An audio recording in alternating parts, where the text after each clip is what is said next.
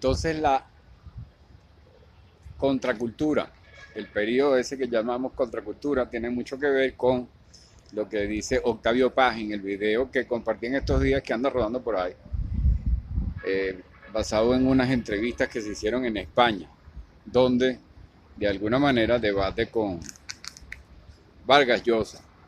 Ahí se puede ver claramente la opinión liberal, más inteligente, más dotada, compleja, que reconoce defectos en el sistema y los compara con otras culturas que también los tenían, que esa es la posición liberal.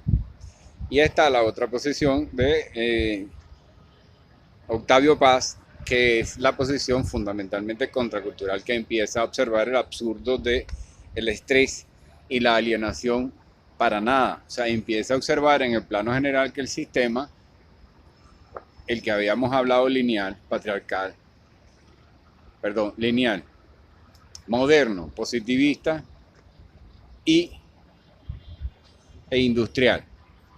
Ese sistema empieza a sentirse, a sacarse la cuenta masivamente de que es absurdo, empieza a sacarse la cuenta de que no vale la pena todo lo que el sistema, empieza a sopesarse la posibilidad de lo que se llama un discurso negativo, de que ya no es, ya la ciencia positiva, esa que lleva a lograr y a resolver de forma aquí, analiza allá, sustrae aquí, sintetiza, alía, por una serie de mecanismos. Entonces evoluciona materiales, evoluciona técnica, evoluciona electrónica y también la parte ontológica o epistemológica, lingüística, que lleva a los sistemas. Todo eso son diferentes formas de tecnología, de ciencias consideradas positivas, pero luego empiezan a ver un discurso negativo que revisa qué sentido tiene todo eso en un plano general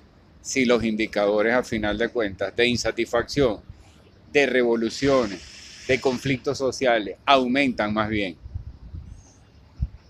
e incluso de desfavorecidos, o sea, de indicadores de gente que no está haciendo, que está siendo requerida por el sistema de una u otra forma, o que está completamente excluida en todas esas masas, en Oriente, China, India, Brasil, África, que genera un problema paradigmático esencial, ¿no? Lo que se plantea desde el punto de vista de las ciencias positivas es eliminarlo,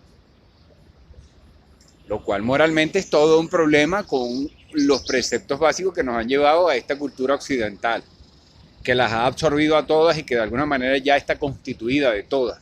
Así que no tiene mucho sentido hablar de invasión, porque desde un punto de vista fenomenológico, o sea, que respecto del fenómeno, ¿quiénes somos?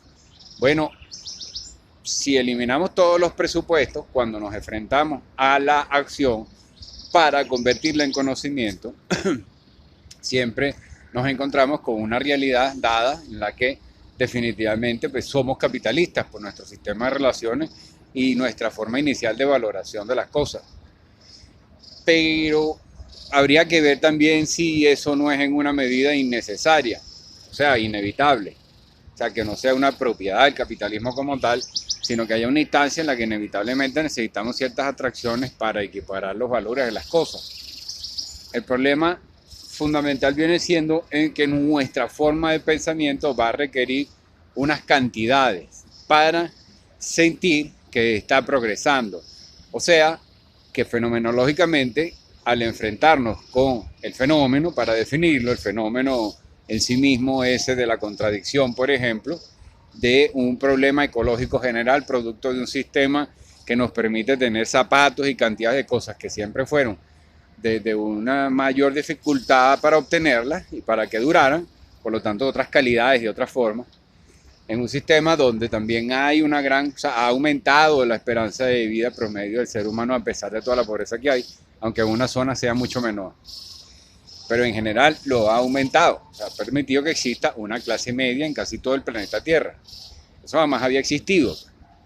Eran o reyes de muy alto nivel o gente, o sea, la clase media es un producto directo de la sociedad industrial y tiene mucho que ver con el petróleo. Pero a ella debemos que los indicadores en general del ser humano sean ascendentes, positivos. Sin embargo, en otros sentidos revisamos, como decía, que no lo son tanto. Entonces, ante el fenómeno, nosotros nos encontramos con una corresponsabilidad en los números y una necesidad de revisar si el progreso tiene sentido. Entonces eso todo es lo que es esencialmente el impulso contracultural, que dice yo me opongo a ese avance cultural, a ese punto avasallante. Este era como una aclaratoria de qué es la contracultura. Además se puede definir como aquello movimiento en el que intelectuales y artistas empiezan a aliarse y a empezar a, gracias a la potencia, a la fuerza de convocatoria de los artistas, empiezan a experimentar una cierta independencia de los poderes. Entonces por eso había la necesidad de controlar el arte y se hizo. Se reguló en número de, sobre todo la música, ¿no? Número de coros por canción, cuándo empieza, cada cuánto tiempo. O sea, pautas corporativas claras, que hacía que la cosa fuera más empresarial, más fácil de vender, más consumible y con artistas plegados a una forma especial de contar la historia. Que eso no variara para que la gente empezara a sacar conclusiones diferentes, por una forma diferente de contar la historia que estaba empezando a ser investigada por intelectuales relacionados con ellos. O sea, empezaban a, como el caso de, por ejemplo, de Kurt Cobain, ya un poco más tarde en los 90 con William Burroughs, por decir así, que siempre le echan la culpa al tipo que lo puede haber deprimido, etcétera, etcétera. Ejemplos como esos hay muchos, porque más o menos en eso se constituyó en la práctica. Por ejemplo, aquí Jean Marcelier de Civry escribió un libro, se llama El hombre silvestre ante la naturaleza, y lo compran muchos hippies en los años 60. Y de ahí sacan un marco investigativo para su actitud, una identidad. Entonces nosotros ante el fenómeno nos encontramos con un problema de identidad. O sea, si no sabemos quiénes somos, si no podemos responder eso en determinado momento, la pregunta puede ser sumamente desesperante. O sea, podemos sentir mucha ansiedad.